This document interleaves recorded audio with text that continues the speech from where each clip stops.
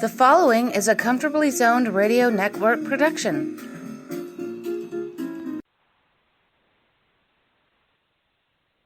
Hello, everyone. This is Rob Deininger with Comfortably Zoned Radio Network, and I'm here with Jack Degraw, and we are talking Yankees baseball. How you doing, Jack? Good. How are you today, Robert? Not too bad. I've had some personal issues, so I haven't really been watching the Yankees the past couple of weeks, but they're 13-8, and the thing that's impressed me this spring is their starting pitching. It looks great.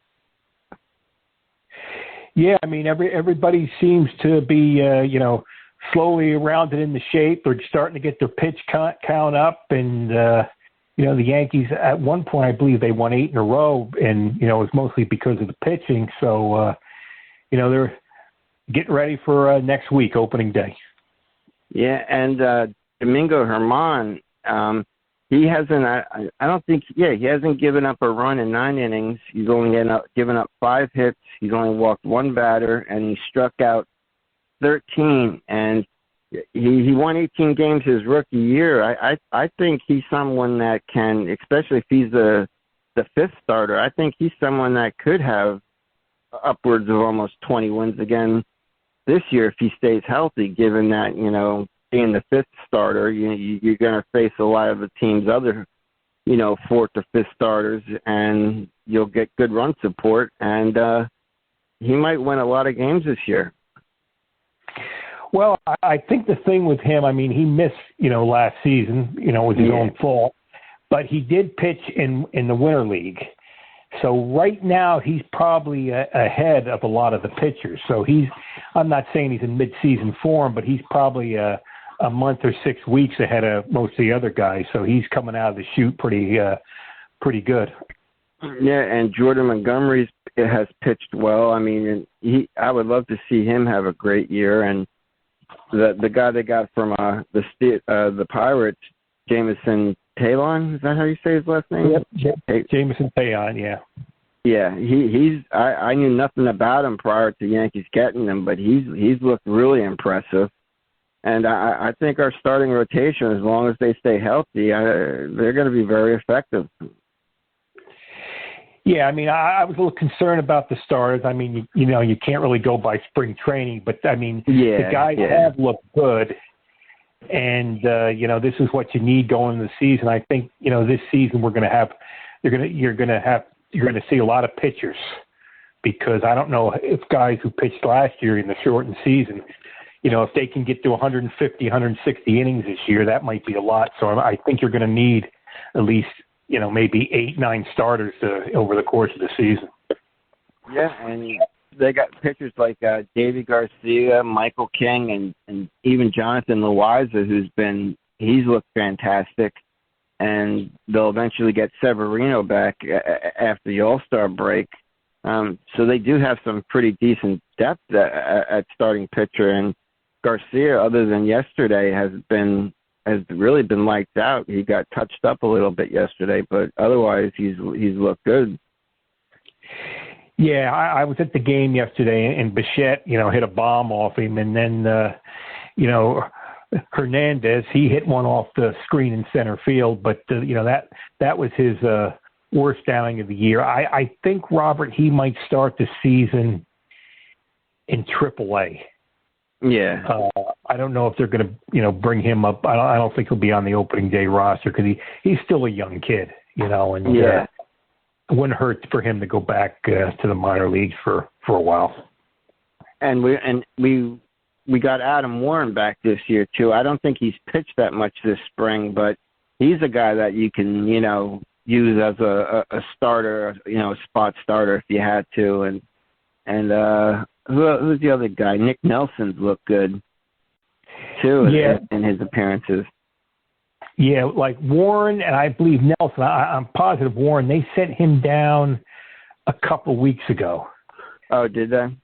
Yeah. Okay. And, the minor league season for AAA was supposed to start April 6th, but now they're not going to start till, May the 4th, just like the other affiliates. So, they're down here now working out. I think minor league camp is going to open next week. So, we'll hear reports how Warren's doing and Nelson and a few of the other guys.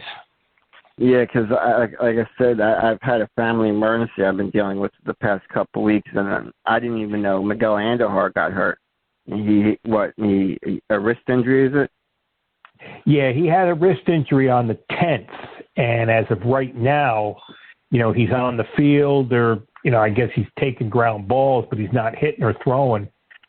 So he's not going to be even ready to play for a while. So he don't have to worry about there's going to be no opening day decisions with him. Yeah, I've been a big fan of his, and I was hoping he would have a terrific spring, but it just didn't happen, and I hope he does find success in the future, even if it's with another team. Yeah, I mean, it's just like the Yankees are down on him, and I think he's just treading water, playing with the Yankees now. Yeah, and the one guy who they say is looking really good at the plate is Stanton. That he's making some really good contact. Yeah, I mean, he looks like he's changed his stance a little. It's more compact and stuff. And when he hits them, Robert, I mean, they're rockets. Yeah. There's no blue pits with him. They're like, the velocity, which doesn't really mean a lot, but he hits them like 122 miles an hour. I mean, it's incredible to see. Jesus. It's amazing thing to see. God, I would. You watching it on TV when he hits it. Once it starts getting close to the fence, it just disappears. I can only imagine what it looks like to be there in person to see actually how fast that ball is actually traveling. Yeah, he hit the homer against the Pirates on the 10th, and I mean, as soon as he hit it, was gone.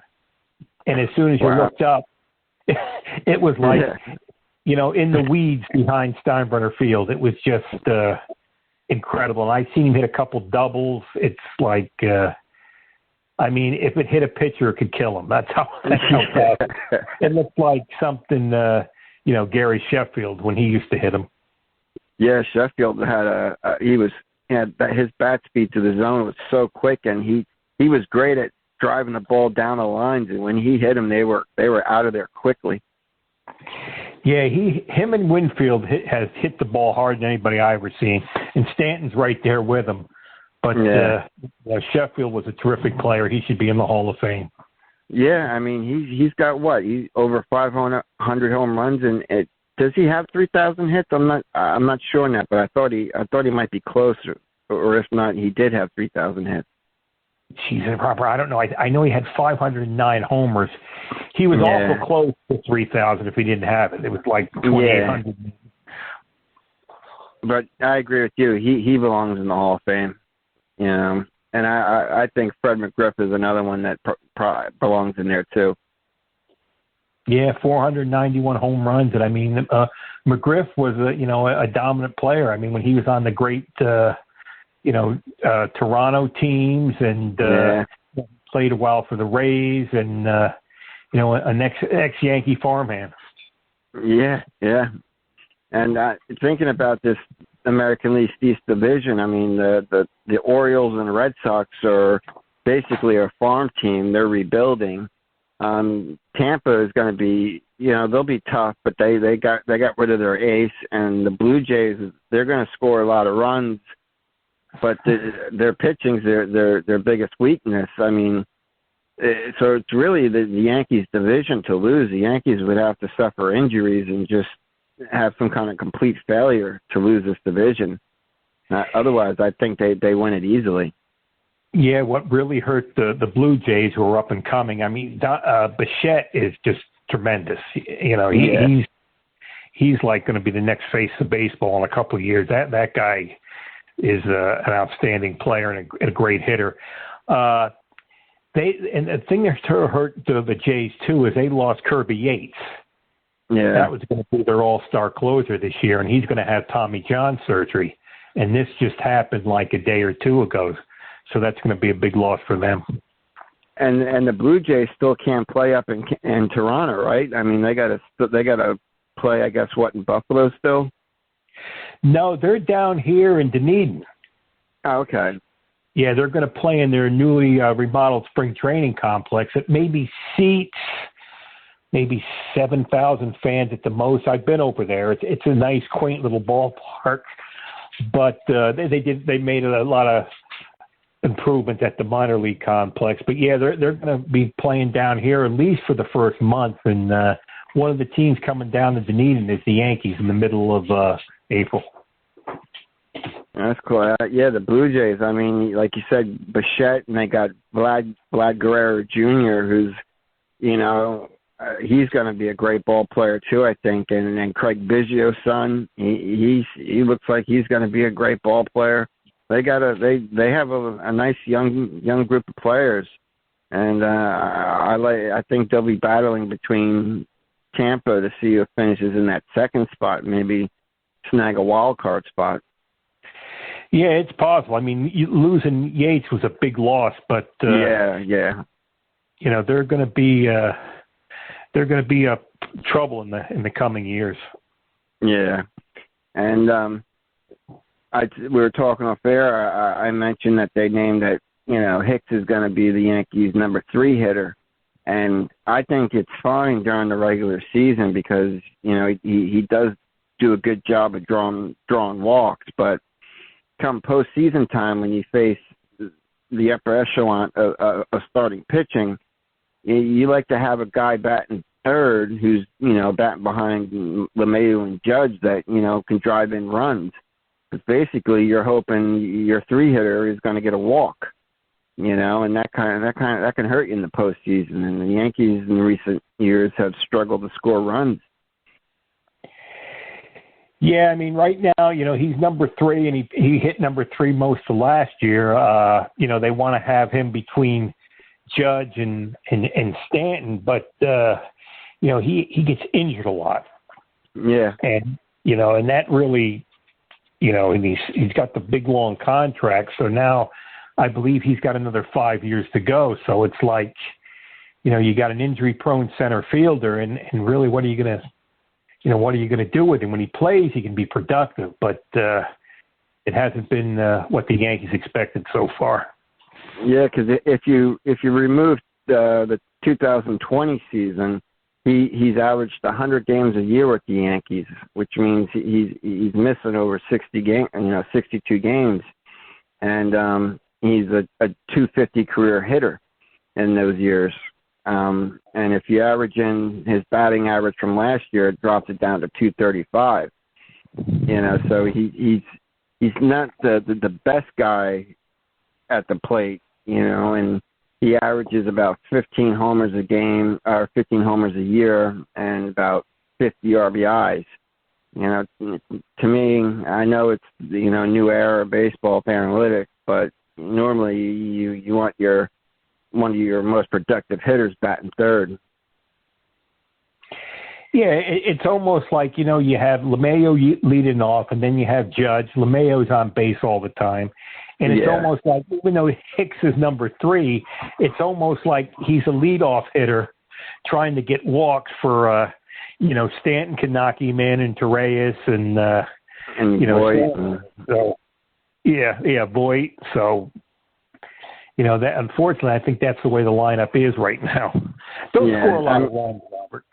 Oh, yeah, the Yankees, they're going to score a lot of runs. And if Sanchez can even get halfway back to what he was, they'll definitely put up a lot of runs, But that's the guy I'll be keeping an eye on, to start the season. I want to see how he does the first month of the season is Gary Sanchez.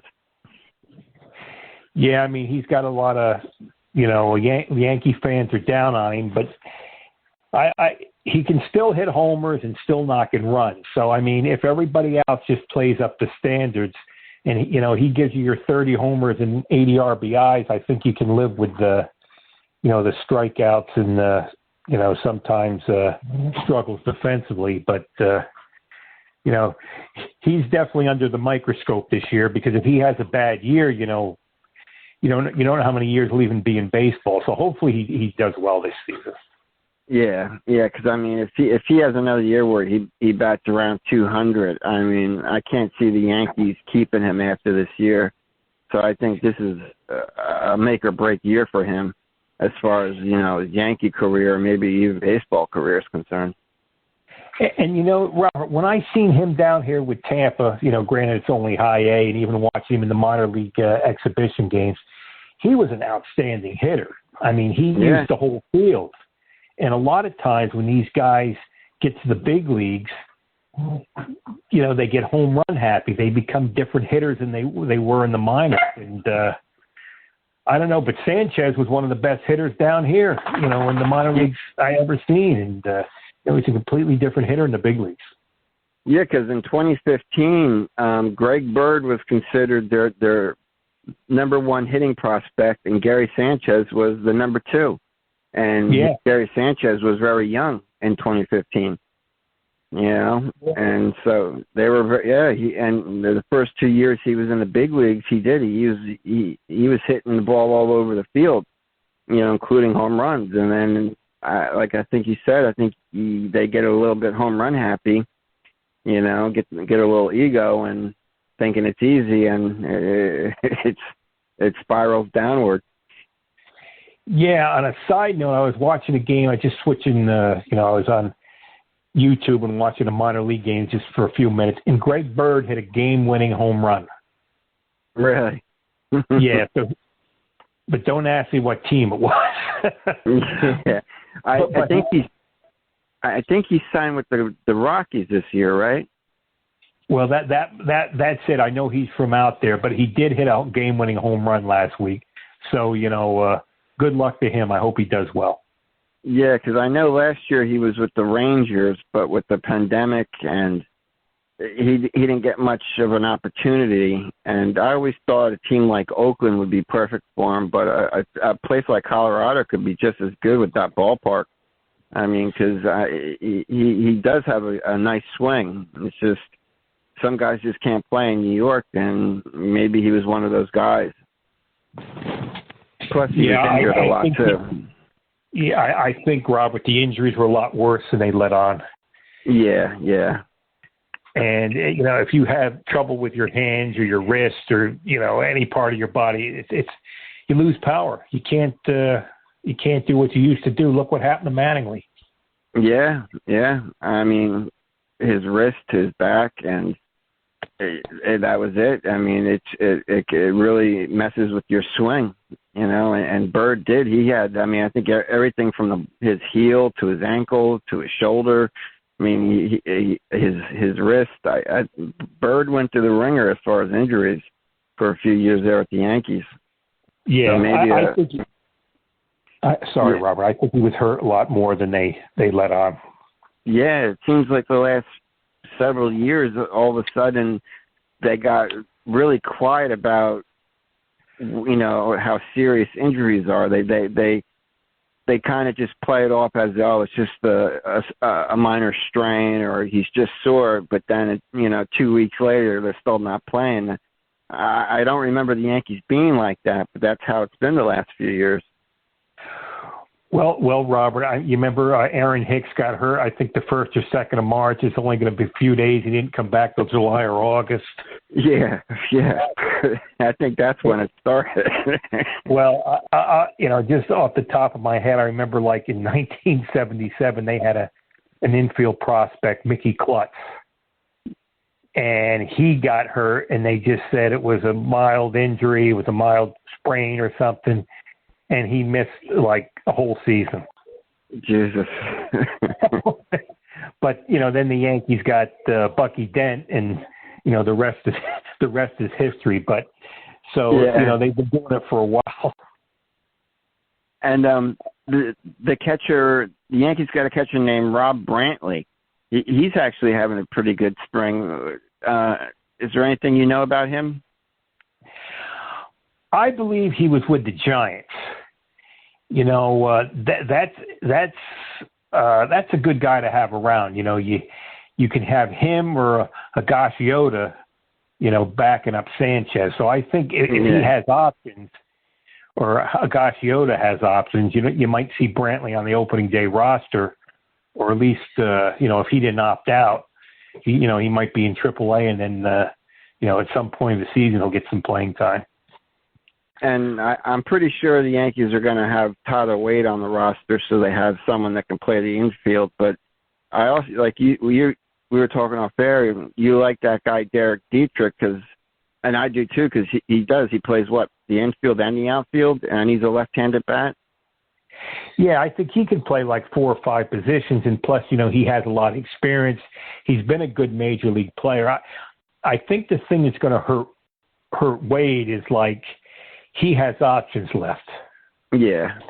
So he'll probably be, start the season in Scranton, and the tough decision is going to be Tauchman or Jay Bruce. Yeah. Personally, I keep Tauchman. Yeah, Tauchman defensively is, I think he's really impressive when it comes to his defense. And when he's in a hitting group, he's a pretty good hitter, and he's another lefty bat, and I like the lefty bats.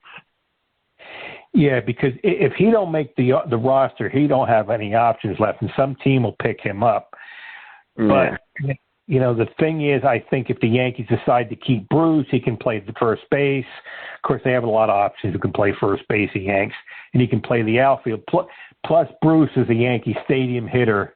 He hits a lot of home runs. He'll knock in runs. So it's going to come down between him and Tauchman, and you can just flip a coin, I think. Yeah, it's going to be interesting to see the opening day roster, who makes it, who don't.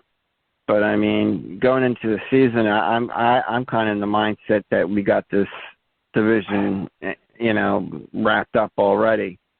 I hope I'm not jinxing us, but I mean, the other teams, like I said, Baltimore and Boston, they're rebuilding, and Tampa traded away their best pitcher, their ace, Cy Young Award winner, I think. So. The Yankees, this is their division to lose, if anything.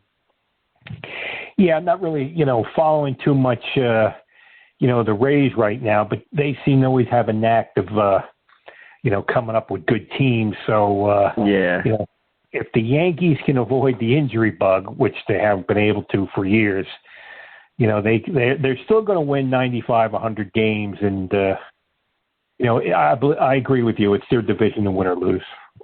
Yeah, and I know Urshela had, minor elbow surgery. It was basically to clean out bone spurs or something, but I just don't think he's going to repeat the kind of year he had that first year. I think he's more of like a 260, maybe 270 hitter who'll hit you around maybe 17 to 20 homers, but I think fans shouldn't expect him batting over 300 and driving in over 80 runs. I just don't see it from him. Well, and I mean, another thing, Robert, he actually played a game at shortstop. Not a whole game. He played a couple innings at shortstop. The Yankees have LeMahieu, who can play first. He can play second. He can play third. Yeah. And Torreyes can go back to second. And, probably the best infielder defensively, shortstop, is Tyler Wade. Yeah. I know the Yankees were really high on Tyler Wade several years ago. They were hoping he would turn into a super utility player, kind of like Ben Zobrist of the Chicago Cubs back when they won the World Series. But he's struggled he's been struggling at the plate. But otherwise, Wade's pretty good defensively. I mean, he can play the outfield as well too. Yeah, and I mean, he don't get regular at bats with the Yankees, and then when he does get them, he really don't hit well. So it's right now you have to have Torreyes at shortstop. Yeah, it's hard because these players, some these guys, they need that consistent at bats, game in, game out to get themselves going. It's hard when you're getting a spot start here and there, and you're only getting a few at bats. It's tough to get into a groove. Yeah, it is tough. It's Torres, Gleyber Torres. Yeah. I keep on calling Torres. It's Torres. Hopefully, Robert, he can improve his play at shortstop. You know, it was adequate last year. It wasn't really good or really bad, but you know, he come up as a shortstop, and you know, right now he's the best the Yankees have at shortstop. Yeah, opening day. He's had a couple of good games this spring. I've seen him have a couple of games where he's had 2-3 hits a game. So, and then there's other games where, you know, he doesn't get a hit. But I think, you know, Torres is one of those guys who's going to be a good player, great player at the plate. You know, the thing is, Robert, I didn't even realize, you know, how offensively last year he really had a poor season. Yeah, he did. And the year before, he had 38 home runs. I wonder if he got a little home run happy last year, and it cost him at the plate. Yeah, because you know, I didn't realize how how he really struggled last year. I mean, you know, what did he have? Maybe 3 or 4 homers or 16 RBIs. I know it wasn't too good. It's like in 2019 when he hit the 38 home runs, there would be times where he would go through streaks where he wasn't hitting because you could tell he was swinging for the fences. And he's a better hitter when he's just trying to drive the bat through the zone and just make good contact because, you know, the home runs will come.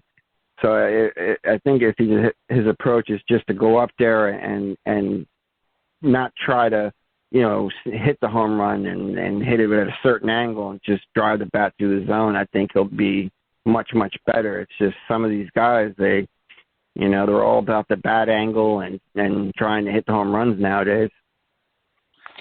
Yeah, and, you know, I think it can hurt him, you know, you hurt him in the long run. Yeah. Yeah. I mean, last year, Robert, you know, you can't really go on it because it was only 100 and, you know, they only played 60 games and a lot of these guys only got 150 at bats. But Torres only, you know, 3 homers, 16 RBIs last year and 136 at bats. I didn't realize it was, you know, that bad. Yeah. You know, I didn't realize he struggled that much. Yeah, and I think Gary Sanchez batted, 147? Which is extremely low. And I remember growing up and like Rob Deere. You remember Rob Deere? Yeah. He struck out like 200 times a year. I mean, nowadays it wouldn't matter as long as he hit his 30 plus home runs. They wouldn't care about the 200 strikeouts. Yeah, that's what Rob Deere would do. He'd knock in a lot of runs. He hit a lot of home runs, and he covered ground in the outfield, but. You know, he was a strikeout machine when actually it stood out. Now they all strike out all the time, so it really doesn't mean much.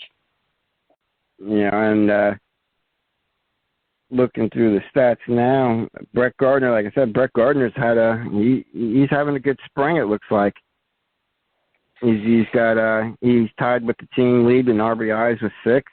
He's batting over 300. On base percentage is 400. So I thought he was done, but he's coming to spring ready to play. Yeah, I mean, I'd like to see, you know, Frazier, as you know, we keep saying, I'd like to see Frazier get his 500 at bats.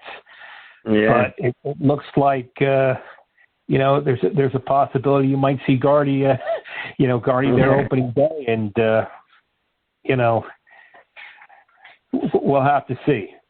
You know, the Yankees love Gardner. Frazier's also tied with the lead with 6 RBIs. But like even last postseason, they played Gardner. Gardner, I think he hit over 360 in the postseason last year. But the one game that Frazier played, he hit a home run and a double. And I thought, okay, they're going to start playing. They're going to play him now.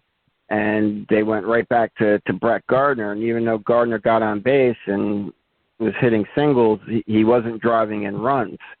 And, you know, a guy like Frazier, he might not be as good of a hitter, but he can drive in runs. He's a guy I think that can be a good run producer. Yeah, I mean, I think if he got his 500 at bats, he'd hit close to 30 home runs and knocking over 100 runs. Yeah. And, it'd just be interesting to see what he could do. Yeah. In a full season. Yeah. Because, I mean, I remember when they traded for him, I remember them talking about how he has this legendary bat speed, and he does. He has one of the fastest bats I've seen through the zone that I've ever seen. Yeah. Yeah, I mean, he can really, drive the ball, too. I mean, with Gardy, you know what you're going to get. Yeah. Yeah. He's a good player, but it's just not, the most runs he's ever knocked in was, 70, 75, I think 74, 75 runs. Yeah. And, he doesn't steal bases anymore. Like that's the Yankees want anybody to steal, but it just seems time to, fourth outfielder's all right, but I don't want to see him play 140, 150 games. Nah. Yeah, because Gardner, I know he started trying to swing for the fences, and I think in 2019 he had the career high in home runs and RBIs, but his batting average was way down there. So his hitting his batting average took a hit. Guys seem to want to hit the home runs more than they just want to get on base, it seems like. Yeah, and I mean here's another interesting thing, Robert. If you look at Brett Gardner and Ellsbury, when Ellsbury was with the Yankees, and Ellsbury, Yankees fans don't even want to hear that name. But if you look at those stats, they were similar. A matter of fact, Ellsbury's stats those years with the Yankees might have even been better than Gardy. And Gardy is loved, and Ellsbury, they just, the fans are down. But I mean, the thing is, Robert, nobody wants to be injured. No. And I thought Ellsbury was a great signing when they got him, and it turned out to be one of Cashman's worst signings. The injuries, he just couldn't get on the field. Yeah, the first year he did pretty well, and then after that, it's like, and I've heard a lot of stories about Ellsbury. Like he was one of the fastest players anybody's ever seen. He stole 70 bases one year, and they were interviewing major league players who were fast, and they used to have when they go to camps and they'd have races, and Ellsbury would beat these guys by a couple steps. So, the Yankees don't want to take a back. They don't want to go backwards. They always try to compete when they're trying to rebuild, and they've never really rebuild. So, that's the kind of signings you get when you don't want to lose 85, 90 games. Yeah. Today the Yankees take on the Phillies. I guess they're playing wherever the Phillies play at. The Yankees are on the road. Okay, yeah, Clearwater. Michael King is on the mound for them today to start the game. Yeah, that'll be interesting to see. I mean, let me see that. That'll probably be his last start of the spring because, I think Monday, which I'm going to the game, that's the last day of spring training. Oh, Monday is? Yeah. They play the Phillies today. Friday they got the Orioles. Saturday they got the Blue Jays again. Sunday they're back at Clearwater, and Monday they play the Tigers. And then, we're heading up to New York. They're heading up to the stadium. Oh, cool. They got the batting orders posted, but this batting order can't be right. They got Miguel Andujar leading off, followed by Frazier, then Gardner, then Hicks, Higashioshi, and then Judge. It doesn't make sense. This can't be the right batting order. Yeah, I mean, the last report I heard is, Andujar's hurt. Yeah, the game's at 6:00 tonight. Yeah. So right now it's 1 in the afternoon. So I don't know if they post the lineups this early, but we'll see. Yeah. This is probables for the starting lineup. But yeah, Matt Moore's going for the Phillies and then Michael King for the Yankees. Well, I don't know if they're going to televise the game on Yesk. I don't know if you guys up there have been able to see anything, but even though I'm down here for spring training, the only thing you can see down here is the games. You can't go to the practices, and there's really I can't really give much insight because I can't really see anything. What you see on TV is what I see. I know the Yankees were on the Major League Baseball Network the past 2 days. I didn't get to watch them, but they're not on Yes tonight, but you can listen to them on WFA and The Fan on 66 AM. So maybe I'll listen in on the radio tonight. Yeah, that's good. There's a channel on YouTube, Robert. Once in a while, they show a lot of spring training games because I did see the Yankee game Monday night against the Phillies, so they did have that game on. But the last 3 home games at Yankee at the Steinbrenner Field has been awful. They got shut out twice and they scored 1 run. So I think the guys want to go up north. I think they've had enough of spring training. They want to start the season. Yeah, I can't believe that the season it's right around the corner. Yeah. How's the weather up there, Robert? Is it? It's good. It's 62 out right now. Tomorrow's going to be 63, and then Friday, Friday's going to be 72. It's crazy, and then it's supposed to drop down to 40s. So we got like 3 days of warm weather, and then it'll go back down to the low 40s and probably windy. And then opening day it'll snow like it did in '96. Yeah, that's a Pettit game, right? Was that the Andy Pettit game? Yeah, that was it. Yeah, that was like a blizzard. Yeah. On a side note, Robert, one of the games that George gave tickets to the fans who sat in the blizzard that day was a May 14th game, and that was the game Gooden pitched a no-hitter. Oh, no kidding. Yeah, so a lot of the fans who went opening day, they had tickets for that game. George gave a couple games as fans could see, but one of the games was the May 14th no-hitter against Seattle. I can remember thinking every time we threw we had a no-hitter that year, we were going to win the World Series. With Cone doing it, Wells doing it, Gooden doing it. That we won the World Series each season. So it was like, okay, when someone do a no-hitter, it's like, oh, we're going to win it this year. Yeah, and it happened a lot of times. It happened all the time. I mean, both David Cone and Wells throwing a perfect game. I mean, great memories, but I was so happy for Dwight Gooden because he wasn't the Dwight Gooden from, the 80s where he was just throwing it by people. He had he was a different pitcher when he hit through that no-hitter, and I was happy to see him do it.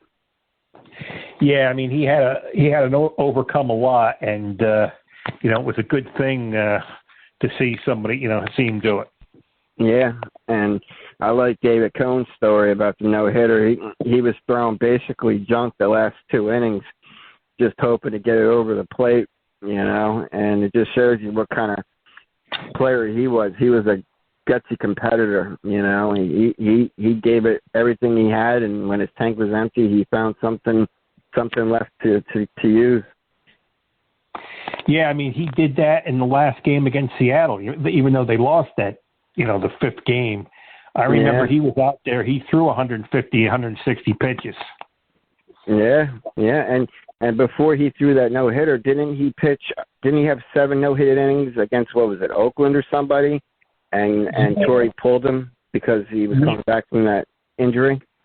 Yeah, I remember listening to that game on the radio. He hadn't pitched for a while, and they were out in Oakland, and he was on a pitch count. And, they had to take him out because, he hadn't thrown a game in a month or so. Yeah, and when he threw that no-hitter, he had Don Larson up up in the booth or one of those, sky boxes, and it was just everything seemed to line up perfectly. I know there was more than just Don Larson. There's something to do with date. I think he threw 88 pitches or something like that. Yeah, and well, I remember too when Wells threw the no-hitter. I mean, Yogi Berra was there. Don Larson was up there. It's like you talk about a magical season. That's it right there. Yeah, and I think he was hungover when he pitched that game.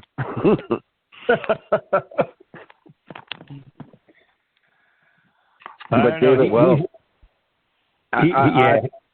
David Wells, he was one of my favorite Yankees when he was part of the team and a member of the team. Yeah, I met Wells a couple times. It was an experience. He was a down-to-earth guy. That's cool. That's cool. Yeah, Paul and Neil and him seemed to be like they had the fire on the team, and they were extremely competitive, those two guys.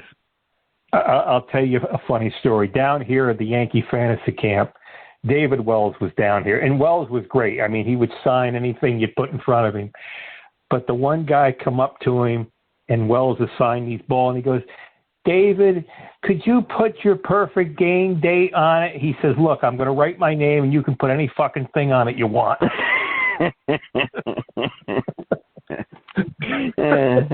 I could see him saying that.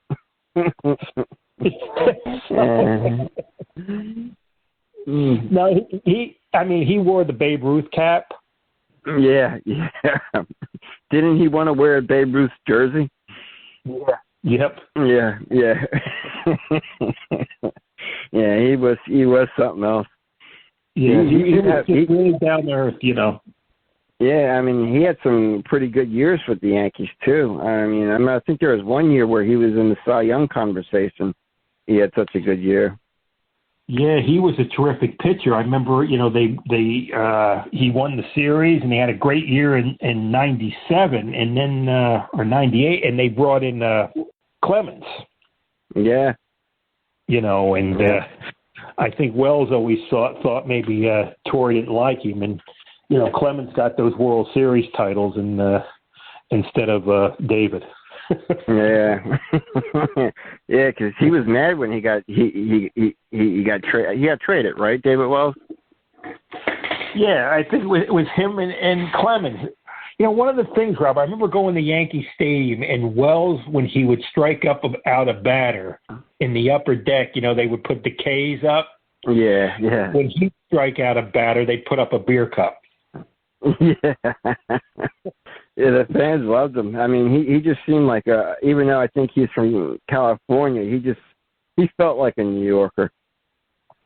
Yeah, I think his mom was like, a biker girl, and so he knew a lot of bikers growing up, and he was just a salt of the earth, a down the earth guy. He was a lot of fun to be around.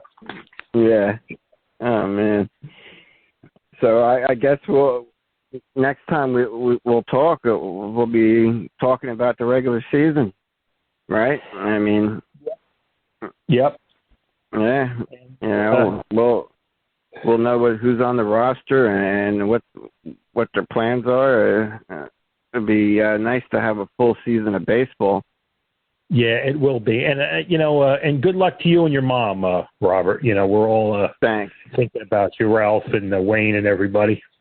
Yeah, it was a scare. It was a scare. I mean, I thought I was going to lose her that night, and she's got a long road ahead of her, but she's got me and my sister and family members pushing her. So hopefully she has a full recovery. Well, you never win without your teammates and your family. So yeah. I appreciate it. I do. I really do.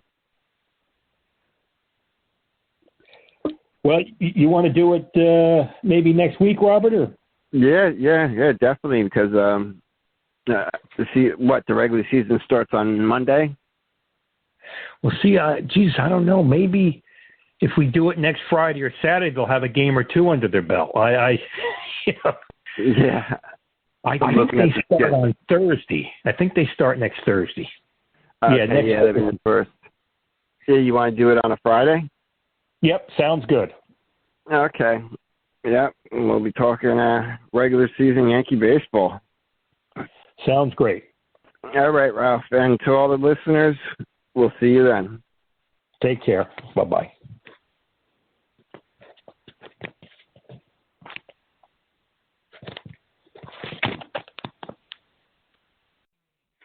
The proceeding has been a Comfortably Zoned network production. You are advised to keep your dreams wet, your humor dry, your children and grandchildren out of military recruiting offices and off the laps of clerics who wear dresses. Thank you for listening, everyone. Happy trails.